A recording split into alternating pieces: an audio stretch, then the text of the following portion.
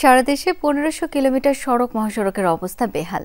এসব রাস্তা ডিসেম্বরের মধ্যে সংস্কার করা হবে বলে জানিয়েছেন সড়ক পরিবহন ও সেতু উপদেষ্টা মোহাম্মদ ফাউজুল কবির খান।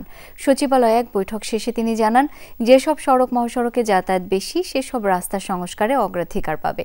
সড়ক নির্মাণ ব্যয় কমাতে কমিটি করা হয়েছে বলেও জানান উপদেষ্টা। সড়ক পরিবহন মন্ত্রণালয়ের অধীনে জাতীয়, আঞ্চলিক মহাসড়ক ও জেলা সড়ক আছে প্রায় 23,000 কিলোমিটার। এর মধ্যে 1500 কিলোমিটার সড়ক মহাসড়কের অবস্থা বেহাল। এসব সড়কে প্রায় প্রতিদিনই নানা দুর্ভোগের শিকার হচ্ছে যাত্রীরা। সচিবালয়ে মহাসড়কের সার্বিক পরিস্থিতি ও অবস্থান নিয়ে অনুষ্ঠিত বৈঠকে এ নিয়ে আলোচনা হয়েছে। উঠে আসে ঢাকা, সিলেট ও ঝিনাইদহ, কুষ্টিয়া মহাসড়কের কাজে ধীরগতির বিষয়টি। উপদেষ্টা জানান, ডিসেম্বরের মধ্যে বেহাল রাস্তাগুলো মেরামত করা হবে।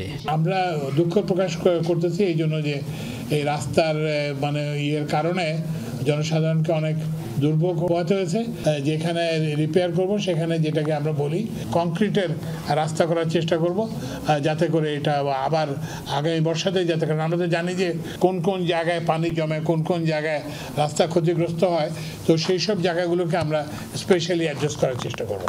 দেশে সড়ক নির্মাণ ব্যয় বেশি, এক্ষেত্রে অতিরিক্ত খরচ হয় প্রায় 30%।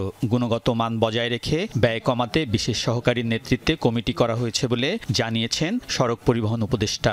রাস্তার যে এস্টিমেট করে সেই এস্টিমেটটা আমরা রিভিউ করতেছি। আমাদের যে স্পেশাল অ্যাসিস্ট্যান্ট ডক্টর শেখ মহিউদ্দিনের নেতৃত্বে সবাইকে মিলে একটা ইয়ে করব, এবং এই যে রাস্তার যে খরচ কিভাবে কমানো যায় সেটা আমরা পরীক্ষা নিরীক্ষা করে দেব।